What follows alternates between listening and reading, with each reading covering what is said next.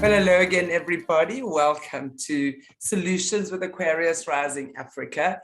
And we have with us again today the lovely Catherine Edwards. Welcome back, Catherine. How are you today? Oh, thanks. I was really looking forward to this today, speaking to you two, because I love the fact that you started up your solutions channel and that you're really sharing all your gifts you've got with, both of you have got a lot of gifts to share with people, and your guests have as well, about how they can move forward now from everything that's going on with the best decisions possible. Yeah, and I think one of the big things is definitely animals, and I think we all agree on that. Animals and nature, I think on so many levels have been suppressed, and I think we were just having a little off-air chat before, speaking about we oftentimes think we're making better, good decisions or the best decisions for our animals through our own eyes and our needs, or what we think is the right thing for them. Meanwhile, back at the ranch, it can be detrimental to their health as well as their well-being. So I think today that would be a really, really good topic to cover is what are our animals' needs, and how do we get to understand what their needs are as opposed to what we think their needs are. So yeah. And I think, so important. Yeah. Sorry, just before, and I think one of the great things, which I know you focus on as well, is nutrition and what they eat and what they put into their bodies. I know we did touch on that last week as well, but I think that is something really, really, really so important. So what we were saying then is really just to understand, especially with nutrition. I mean, I hear so many people giving their dogs chocolates and nuts. And I mean, I know that is, for example, detrimental to them. We think it's cute and nice that they munch away on a chocolate or whatever, but is that really what they need, for example? How bad is that for them? What can we do to step back from what we think we know and really put their needs first from your perspective? Yeah, I mean, it's as a therapist, as a natural health practitioner that works with these sort of issues all the time, it's really amazing. And I think it fits into the bigger picture. We can see now, we all know we've been brainwashed by misinformation. We all know that our food supplies, our water supplies, etc., have been completely taken over and corrupted. And unfortunately, when you're looking at animals that live in a human environment, so whether it's dogs, cats, guinea pigs, horses, etc., anything that's taken care of by a human and reliant on a human for its care, we seem to have gone very far away from both taking the responsibility to educate ourselves. So if you're going to get an animal to bring it into your family, my view is it's very much your responsibility to learn as much about, oh dear, a bird's just flown into my window. It's all right, it's flown off. It's very much your responsibility as the pet parent to find out and educate yourself what that animal needs from their point of view.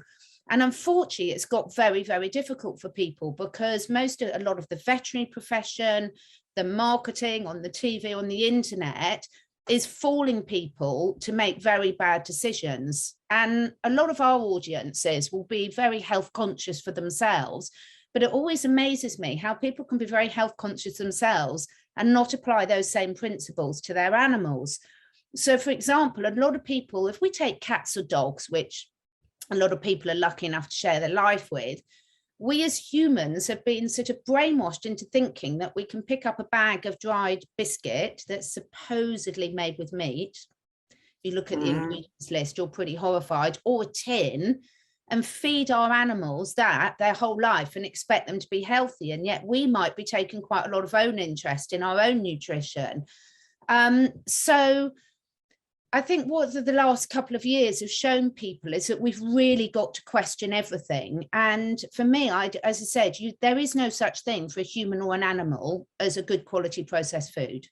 There just isn't. We're kidding ourselves if we think there is. Now, of course, sometimes you might need to use that. But I'm really passionate about people doing is saying, right, say you've got a dog do you understand the difference between a dog's digestive system and a human's digestive system? Do you understand what nutrients that they can synthesize themselves from stuff they're eating and what you've got to provide in their diet? So when you take it right back to basics, the decisions become very clear to people. Because what happens when we buy any commercial food is it's normally processed. One, the quality of the ingredients is really poor. And secondly, the way it's heat treated, processed, etc. Not only does it remove all the goodness, but it can actually make a lot of the ingredients carcinogenic for a reason. And then they pump loads of synthetic vitamins and minerals back into it. So whether it's nutrition, whether it's jabs given annually, whether it's spot on treatments for fleas and ticks and worms that on the instruction leaflet says do not get on your skin, seek medical attention, and yet you're putting it on your animal's skin. I think looking at my rule of thumb is if I'm not prepared to do it to myself, I don't do it to my animal, and get it right back to basics. I absolutely agree with that. One thing that you're saying, and that definitely makes a lot of sense to me, is obviously the difference between a human digestive system and the digestive system of a dog, for example, or a cat, or a guinea pig, or a rabbit, whatever pet you may be holding or having rather. How would you say people should educate themselves on that? Is there some information, for example, that you would suggest they look up? Because I honestly think the more I've been working with animals over the years, the more I realize we need to see animals as our children. Yeah. As we do our children, and it's true what you say. If you're not prepared to give that to yourself, why give it to them? So what would your kids' needs be? Would you just be pumping dry cereal into your child's mouth every day with, as we were speaking last week, the same thing over and over and over and over, which I couldn't think of anything more horrendous, actually? Or what would be the alternative? So how do we, let's say, for example, study, for the layman, that is, the digestive system of a dog to understand what a dog needs? Or a cat, for example? Where would be easy access for us to gain that type of information? There's so much information out there. So I've got a course on my catherineedwardsacademy.com website, a dog and a cat nutrition one. And they're called an introduction to home preparing food for your dog or for your cat, but actually they cover sort of all of this. We are putting together, my holistic vet friend and myself are putting together one for horses as well, but that's a bit more complex. We'll come on to horses in a minute. But there's so much information on the internet, and I don't really think there's an excuse now. I mean, anyone who's watching us will be quite familiar with sort of researching on the internet. So there's a lot of good holistic practitioners out there that you can go and have a look at.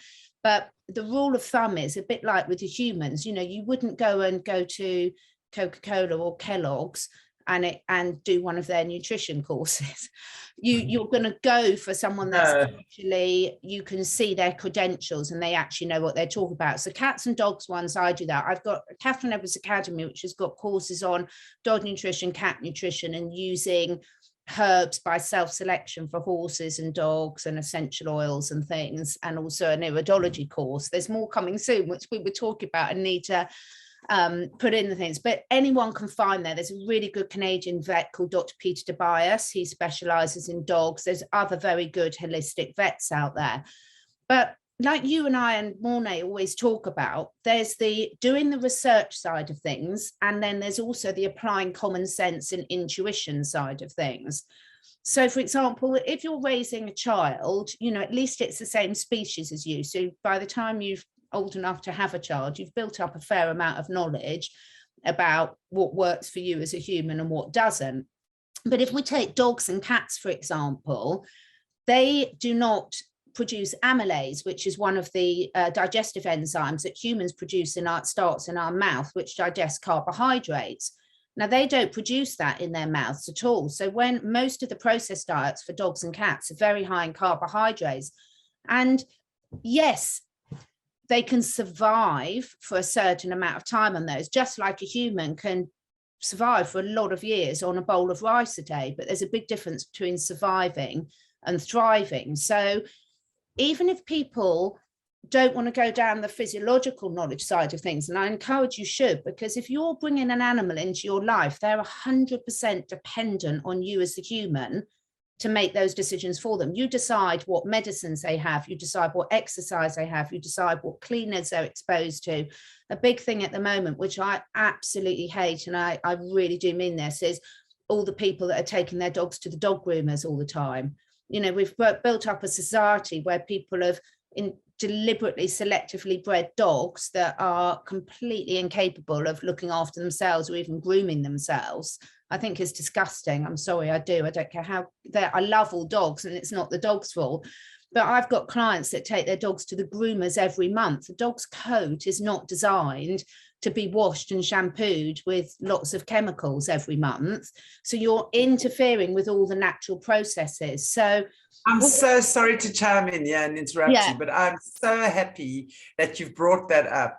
I have never, just intuitively, that has been something that has never sat well with me. I mean, absolutely, if the dog wants to go for a swim in the sea or in the pond or whatever, fantastic.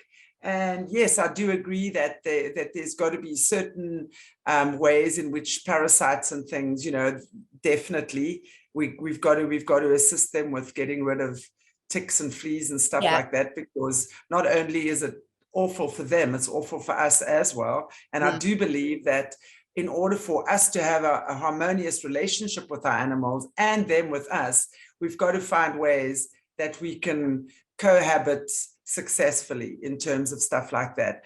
But this going to the breeders, not the breeders, sorry, that was going to be your next question, to the parlor and having little ribbons, I mean, in the ear, it looks all cute and what have you, but I was going to say to you, how good is that for the animal? You know, what are they using in those dog shampoos and cat shampoos? And also, but I would like to point out here with that, like you get your Persian cats and stuff like that, or those very long haired cats that do need to be brushed. So that the coat does not mat. So that's a sort of a two-level question that I'm going to put out to you here about that. Talking about the pet parlors. What is your pet peeve around that particularly? The pet peeve is that dogs are, now I have got sitting on my sofa here, Coco, who is a long-haired rescue cat, and she needs brushing virtually every day. So it's my responsibility as her mum to brush her.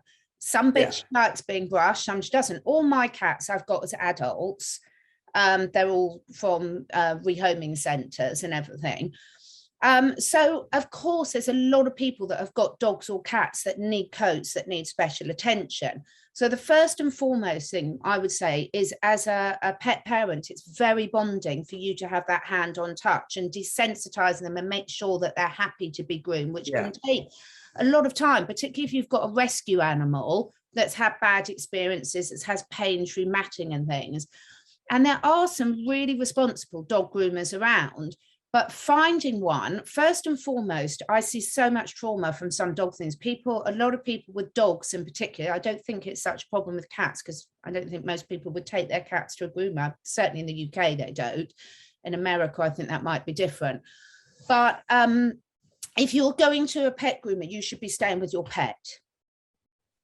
If you're dropping it off and do that, unless it's a close friend that you really know and you can tell from the body language of your dog that it's really happy. But secondly, you should be asking exactly what they are using. So if your dog has got a coat that needs clipping, which a lot of dogs do, then you don't need to wash it every time before you do that. You want to be minimizing the amount of chemicals you're using on your pet, full stop, because even natural ones made with essential oils and natural products can still be very overwhelming.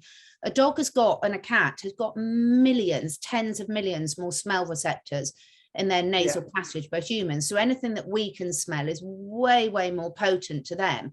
And every hair follicle has its own blood supply. So anything you're applying topically to an animal with fur gets into the bloodstream much quicker than it does with a human, unless you're really hairy. Which Yeah.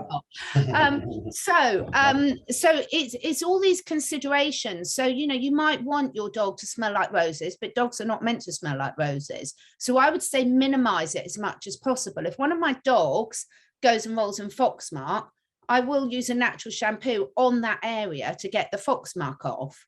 But I won't do the whole coat, because the coat needs to produce its natural oils, which form part of the skin and coat microbiome that are essential for itself. So I am absolutely not saying that all dog groomers are bad.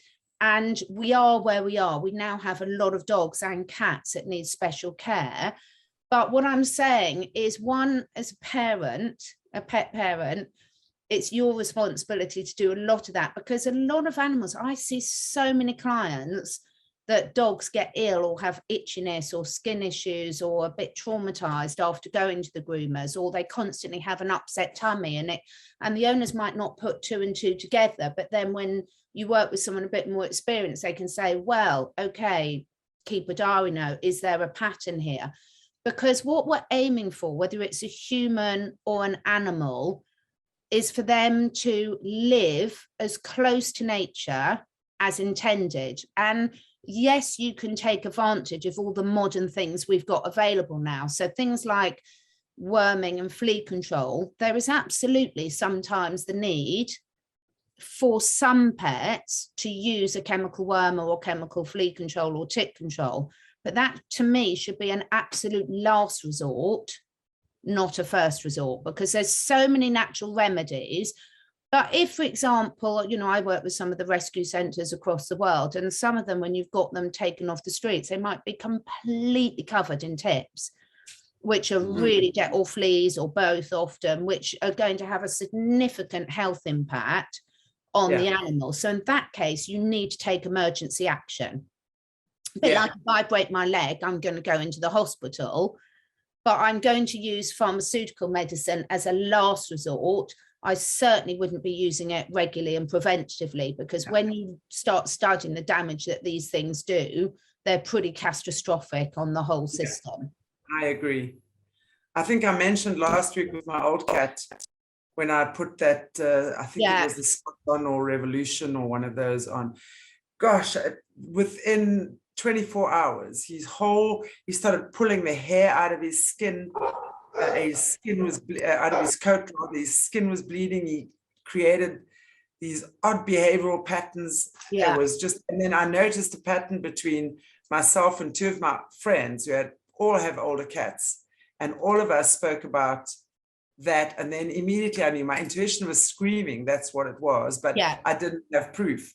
And then when two of my friends said the same thing about their older cats, it was a dead giveaway there. Just as a matter of interest, while we're on that topic, what would you recommend as a natural tick flea remedy? I use diatomaceous earth on them, and I also give it to them for worms and stuff. Internal parasites. Would you recommend that? Is there anything else from your perspective that is better than that? What would be the natural remedies for not just dogs, but cats as well, guinea pigs, I guess, rabbits, whatever domestic pets that they have? There's loads of them. So I'll just give a few examples, because a lot will depend on where you live in the world and therefore what's available to you locally. And there's a lot, like chemicals, like pharmaceutical medicines, you'll find different things. So like diatomaceous earth, I will use that externally, but I will never use it internally. And the reason I'll never use it internally is the way it's meant to work. Yes, it's a natural product, but the way it's meant to work is it's little crustaceans that are broken down and have a sharp exoskeleton. And therefore, when you feed it to your pet, it's meant to break down the exoskeletons of the internal parasites.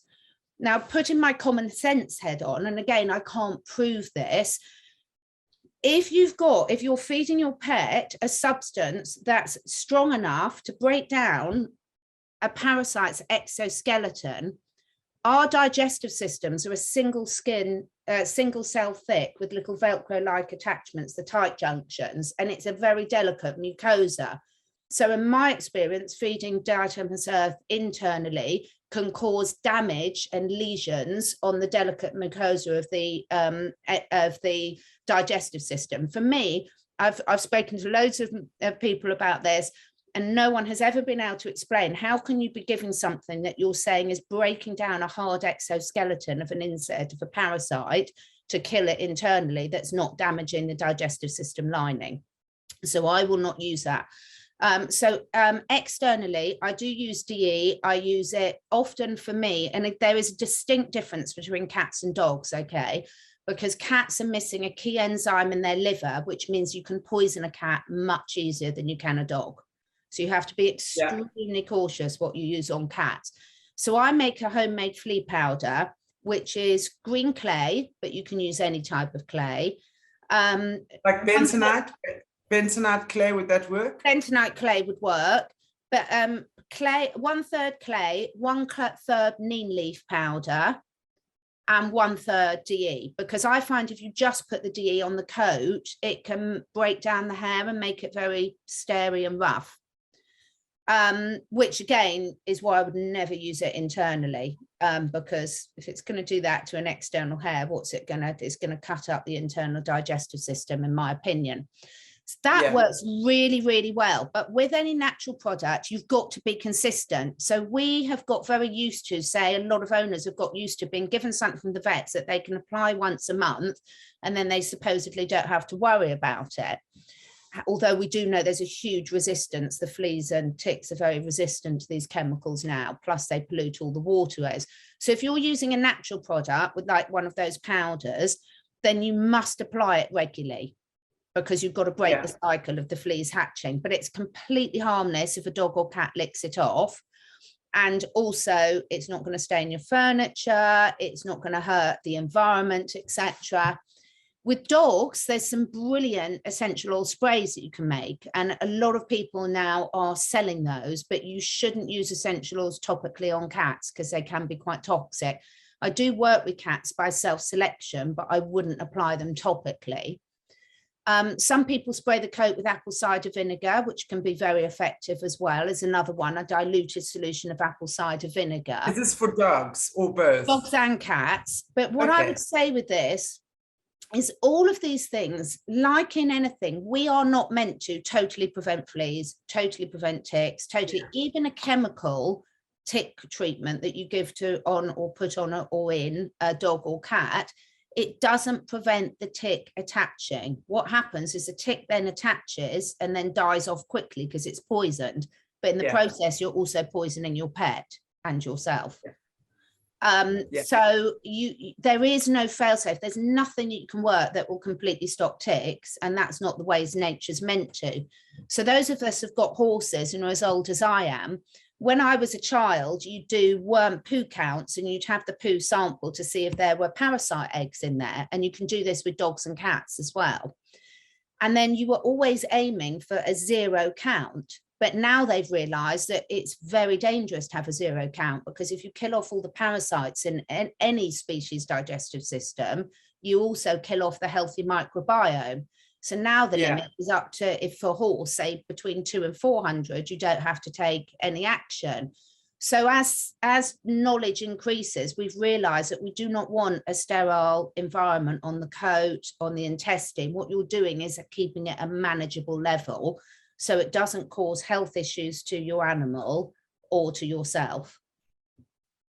So sorry, I just I missed the one point or the one ingredient for the flea powder. You said it was bentonite clay, 1/3 bentonite or green clay, diatomaceous earth, and the other was neem leaf powder. Neem leaf powder. Okay. The neem is a fantastic parasite repellent. You can get it as the oil, but if you've got animals that are going to be jumping on your furniture, that can make a mess. Yeah. Because the neem oil is very effective.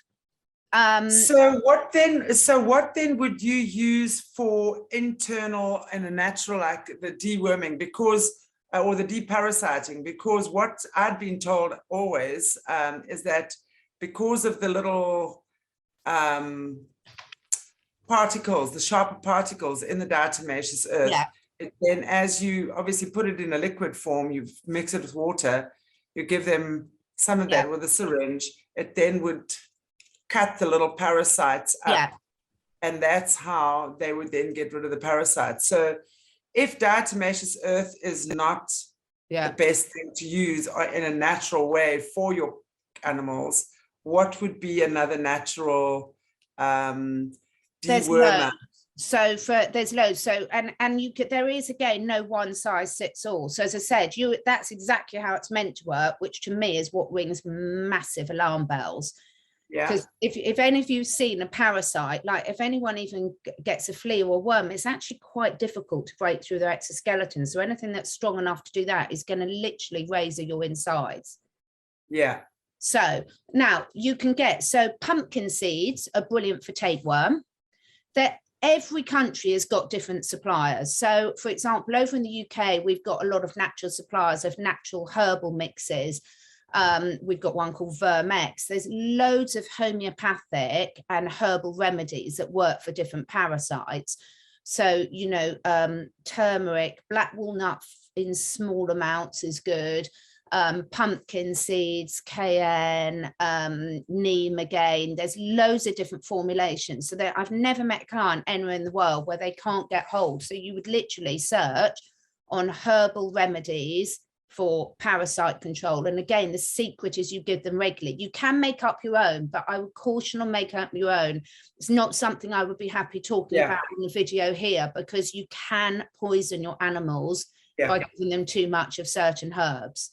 So that's something I would do in a course. I wouldn't do on here, but there's some really good, I've never come across a country. There's some really good homeopathic ones.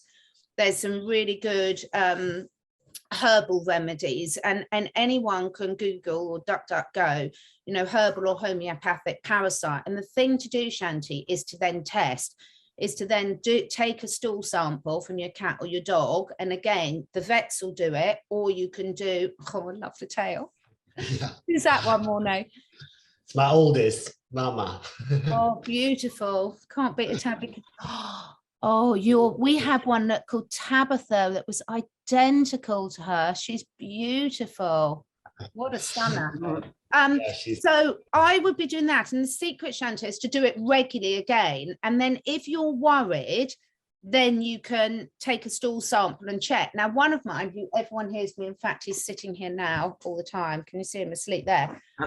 Idris the Wonder Cat. Idris the Wonder Cat is a real hunter. So I have seen tapeworm segments in his. So he has his Vermex herbal wormer that I put in his food. But with him, because I have actually, sometimes he catches a lot of rabbits, sorry, rabbits, I do give him, if I see a tapeworm segment, then I will use a chemical tapewormer.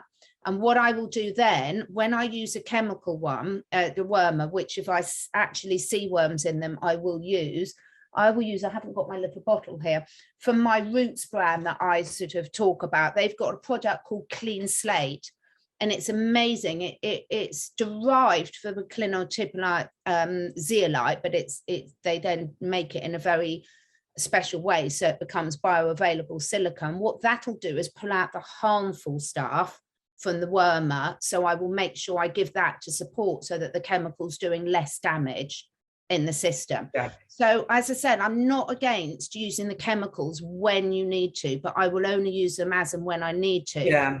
And my other cats don't need it, because I've sent stool samples off from them. And even though mine do share water bowls and they do share feed bowls, because when I've got 5 cats, you can't sort of, you know what it's like more. No ways, But so there's some really, really good suppliers out there, and I'm always happy for people to email me and say, what about this? But what you'll find, like anything, is if you find a good supplier of a homeopathic or a herbal remedy, when you contact them, the company are delighted to tell you how it works and how it's going to help and how best to use it. And that to me is a sign of a very genuine company that know their product.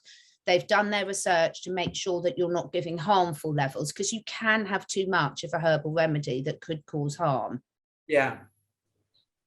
Okay, well, that's good to know.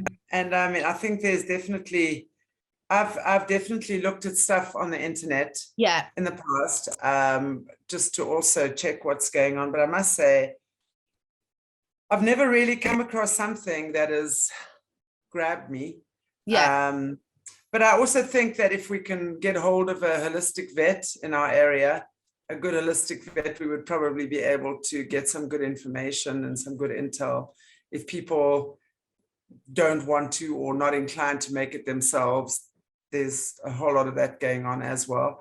I think that does depend what country you're in though, Shanti, because some vets, like in the UK, unless they've completely stepped away from the veterinary medical directorate, even if they're holistic, they still are required by law to recommend chemicals first, unless you specifically book a holistic client.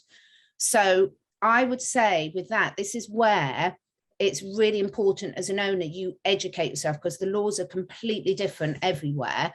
So for example, we've got very good, in the UK, they've been really trying to ban homeopathic vets. So you cannot now. So my vet was a homeopath and now he's not really allowed to prescribe homeopathy. So it's the name holistic can be very misused. So check what your country requirements are, because I've had a lot of clients who said my holistic vet has given me this. And in some countries that work brilliantly and they're allowed to. And in others, it's not holistic and chemical free at all. So just a word of caution on that. Wow. That's interesting. I should act, because I know there's a holistic vet in my area. Brilliant. Where my animals generally, when they need any attention, would be going. But I need to check the laws. It didn't even occur to me. It's very different in different countries.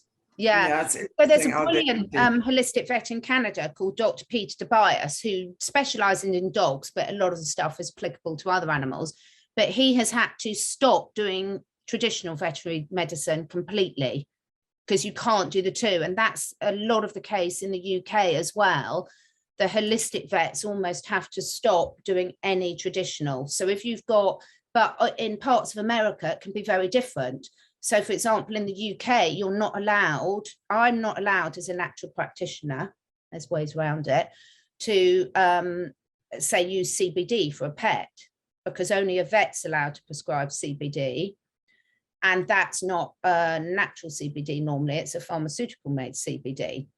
Whereas in America, that's not the case at all. And in different states, you're allowed to. So I can understand why it's challenging for a lot of people, because they think if they go and ask, is there a natural solution, they've got to. But sometimes because of the legislation, the vets' hands are tied. But you will always find, so on worms, like you going back to what you were saying, Shanti, I mean, I've tested out on the horses a lot. But I think also it's making sure you understand what you're aiming for as well. So you're not aiming for no worms in your pet. Yeah.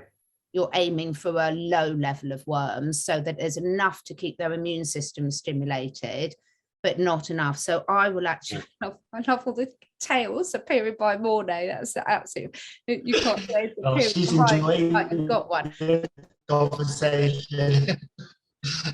Oh, it's gorgeous. But so you can see, yeah, she's enjoying the conversation. Yeah, she's adding into it. And it is challenging, Shanti, because, you know, particularly multi-pet households and things. So also looking for the signs as well. So for example, believe it or not, my 2 Romanian rescue dogs, if they get one flea on them, they react terribly, and any allergy is a sign that there's some sort of immune compromise. And obviously they've had very rough starts in life. So I've been gradually detoxing them over the years. Was my lab, I'd never know she had fleas because she's got the most amazing coat. She's not bothered if she gets one on them. So doing regular examinations with your animal is really, really important, because a lot of people think they haven't got a parasite problem because their animal's not showing obvious signs of them.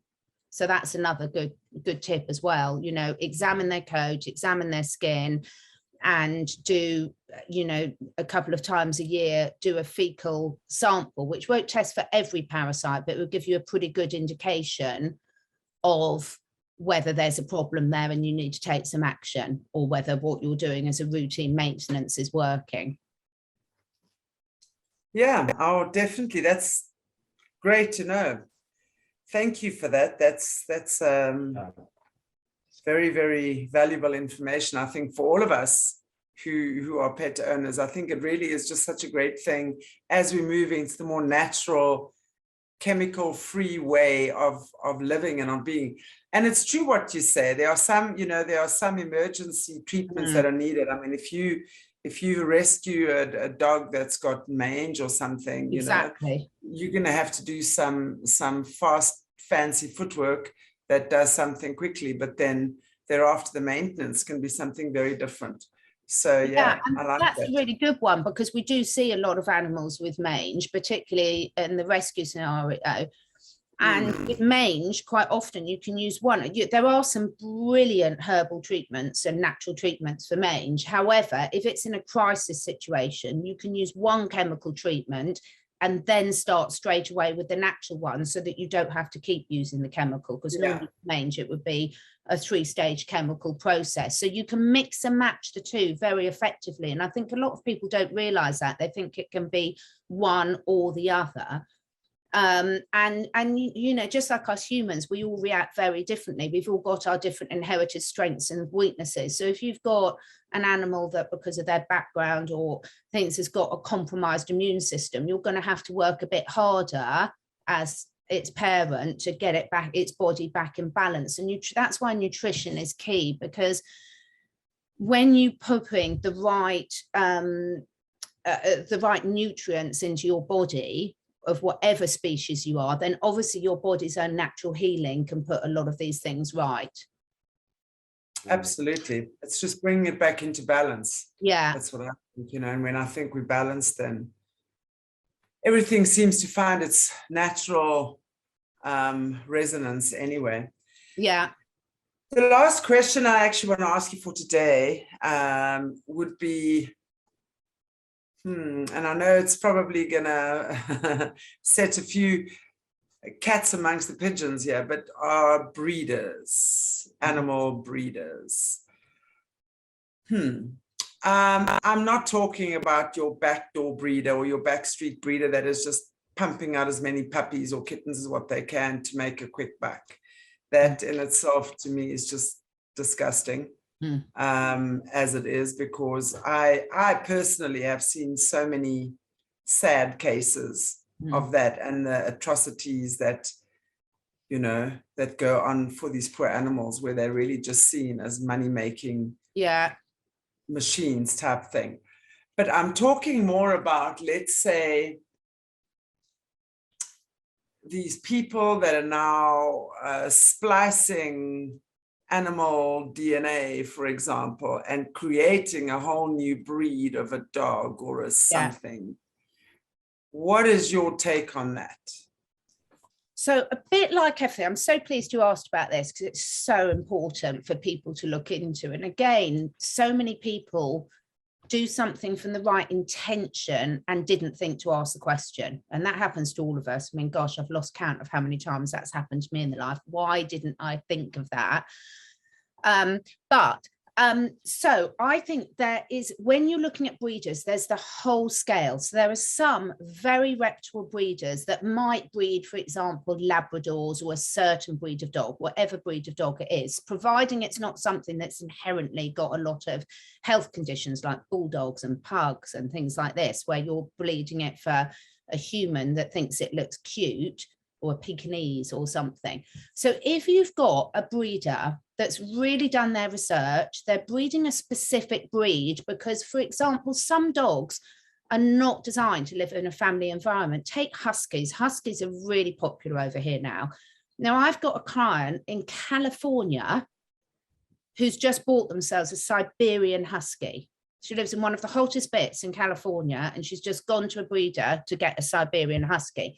Now, the clue's in the name, Siberian husky. That dog is not going to thrive, and she's going to have to work very hard to make it comfortable in that sort of environment.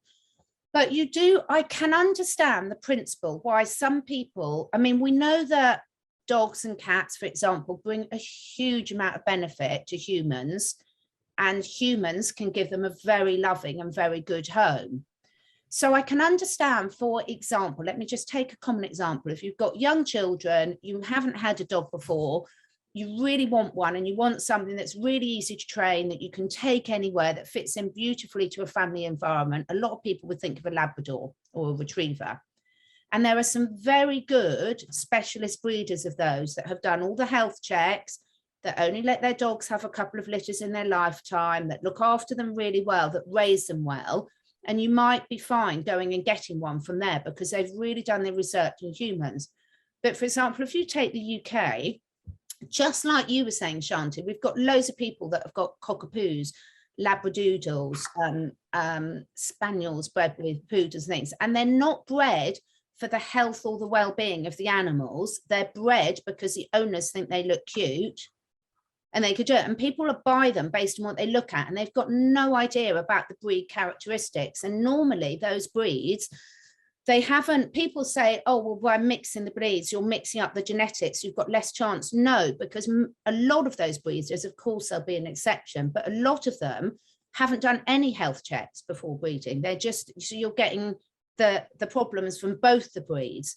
So I think there's a whole scale of issues here, but I think the problem is, look at the outlaw. I'll be very careful how I say this. People who are watching your channels and mine, they've done a lot of research over the last few years. They know there's been some horrific things going on in the human side of things, particularly with small humans and things. To then have humans that breed Persian cats, Pekingese, dogs that can't breathe, that have deformed skulls, that have so many inherent things just because a human, bulldogs that can't walk properly, Dachshunds that are so prone to, now all of these are and so much interbreeding, right? Because I'm finding as well, you know, the interbreeding, especially with the German Shepherds or the Alsatians, I've found there's so many of those dogs that have major hip problems because, you know, of course, they're trying to get this high level pedigree and really just doing these animals so much damage. Now, that's a perfect example, Chantelle. I love German Shepherds, beautiful dogs. A responsible German Shepherd breeder will not breed unless she's had her dog's hip scored to make sure it doesn't carry any of the genetic disposition to the things, because they have been so interbred. So in that case, you can actually get breeders that are doing it for the right reasons, to breed the strongest, healthiest dogs, to keep a breed that's got special characteristics going, whether you believe in any selective breeding or not. But what I believe in is supporting, if you're going to not get a rescue, and I'll come on to that in a minute, if you're going to get a breeder, and there will be some reasons when people want to. So I've got loads of clients that have never had a dog before, got a young family, they're being very honest with themselves that they can't necessarily go in at this stage of their life take on a rescue because they don't have the knowledge to deal with the specialist needs that that dog may or may not have. Of course, there's some rescues that don't have any specialist needs. But say if you're going to go and get a puppy, go and get one from a responsible breeder that has done all their homework, done all the health checks, made sure they're not breeding into the breed all these problems, have raised it properly, are very selective what homes they let their puppy go to.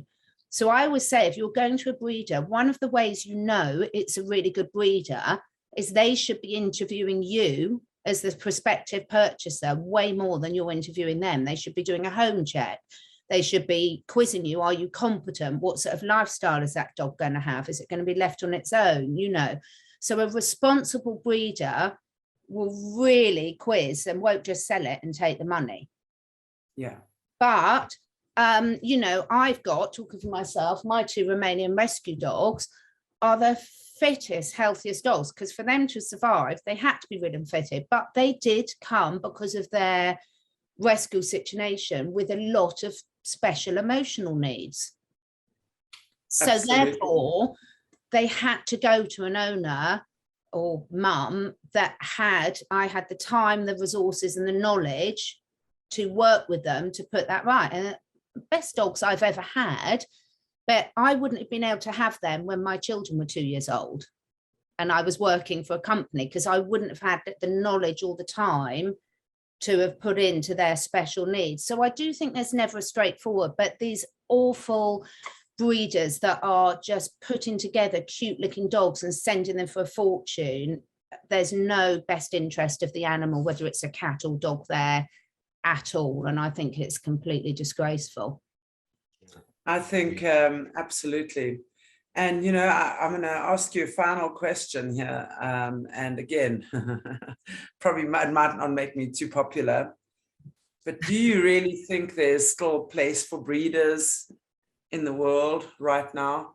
I mean, if we just go by the amount of abuse, and really they've had free reign to breed what they want, how many they want, how often time they want, cats and dogs. And yeah, we have hundreds and thousands of homeless animals that are filling up the shelters and are having to be euthanized because they can't be rehomed or stuff like that. Yet we still have breeders that are breeding loads of animals, fancy dogs and fancy looking cats and stuff like that. Should there not be some kind of a limit on these things, in your opinion? That's exactly what I've just said to you. There is. So a responsible breeder will not do that, Shanti. A responsible breeder will just have a couple of litters. Is there a law? My point is there a law, though, that actually protects animals from being bred? It's completely different. What about children? You know, how many people do you know that shouldn't have been allowed to breed? You know, yeah. I'm joking. I'm not even joking. I mean, look at how some people raise their children. And the thing is, I think that is a whole subject in itself. Do I think there's still a place for them? I do in a way, because you're not comparing like with like. So the rescue situation is one situation, and I wish everyone would adopt. But equally, I work very closely with a lot of rescue organisations. I would say probably 75% of people, and I think the statistics are different everywhere, but a lot of people that take on a rescue animal end up giving it back because they were completely unprepared for what that animal needed and what they would have to do. So the biggest problem with rescue centres globally is people saying, oh yeah, I want a rescue animal, and then not putting the effort, the time and the effort and the knowledge in, and then they end up back in rescue. And that is a huge issue. So I think in terms of, you know, for example, if you're looking at dogs bred for certain jobs, a lot of dogs love to be working dogs. Yeah. And okay, you need certain breed characteristics to do that, because some dogs are completely, and like my dogs would be completely unsuitable for being sheepdogs because they don't have I grew up with sheepdogs, and I mean, I just love them. Wow. Yeah. So I do think there is absolutely a place, and I've seen how happy working horses are in the right home, working dogs are in the right home. But I've also, the thing that despairs me most is the amount of animals that end up in rescue homes because of the complete laziness and ignorance of people. And I just don't think there's any excuse. There's very few reasons. There are always some. There are some catastrophes where people have to give their pets up. That will always happen, and that's tragic. If the owner's died, if they've got a serious illness or had a serious accident, or they've lost their home, sometimes it will be in the animal's best interest for them to find a better home for that. So I'm not saying there's any circumstance, but the vast majority of people that surrender their animals to rescue homes are because they can't be bothered anymore. Their cute puppy or kitten has grown up, or they've decided they can't afford it anymore because they want to go on holiday. And I think the problem is with the bigger problem of us humans taking responsibility first and foremost for ourselves, and then for anything else you have in your life, whether it's a human child, whether it's a four-legged or a finned or a feathered child. You know, like anything in life, you two know it, your therapy work you do, the more you put into something, the more you get back. Yeah, and sure. I can honestly say, you know, I love studying all this, and I've been studying this for 30 years, and I'm still learning something every day. Because when I see the difference that a diet changes or stopping this or exercising my animals more, exercise is another one we should talk about next time. Actually. Oh yeah, I've got that right here. Really big. So yeah, short answer, I do think there's a place, because I do think certain breeds of dogs are very suited to certain conditions. But I personally know some really responsible breeders that will literally might have 2 litters from their dog, because there's also the issue about, a lot of dogs want a litter to be healthy. There's that issue as well. It's like spaying is another big issue. And I've got videos on my YouTube channel about that under the Vibrant Animal team about neutering a pet. My dogs are not neutered, even though they're rescued, because I have an enclosed garden. They're both in season at the moment, so I'm very careful. But just like I'm not going to go and get my daughter to have a hysterectomy so she doesn't get pregnant, I'm not going to do that to my dogs. But my cats, I have no control over where they go. Yeah. So for them to have a good quality of life, I mean, they've luckily all come to me neutered. But if they weren't, I would have to have that done, because you can't stop a cat breeding unless you're going to keep it in. And I personally think it's cruel to keep cats in. So there is a difference, isn't there? But my dogs, there should be no reason at all why they should get pregnant, because I can keep them on a lead or in an enclosed garden when they're in season. Yeah. That is definitely a topic for I know there's a lot of bones of contention with that. And especially when you're looking at male dogs, who also some owners refuse to neuter them or is neuter. Neuter is the male, right? Spay is the female. That's right. Hit a blank there for a minute. But yeah, I think these are all great topics. I'd love to chat to you about again the next time we speak about that. And definitely the exercise of the animal and stuff like that, which I would love to go into with you as well. But I think for today, we've probably reached our time. Yes. Yeah. So thank you, Catherine, so much for sharing your knowledge and your expertise with us again. These are the little things that I think every person needs to know. Yeah. Really, it is. I'm a great animal lover, and you talk about a rescue, and recently I got a little rescue cat, and let me tell you, it's a slow process. She's from what we call the townships over here. So we're not very well treated. And what these poor little things have to go through. And she was mauled by dogs and literally escaped within an inch of her life. And she was pregnant at the time. So I got her from the rescue, and they then aborted the kittens, which is their standard. That's what they do. And so she came to me extremely PTSD. And she's thinks this is her home and has made that her home and has created havoc with my other animals as well, my other cats. I now have 4 cats. I had 3. But it's a slow process.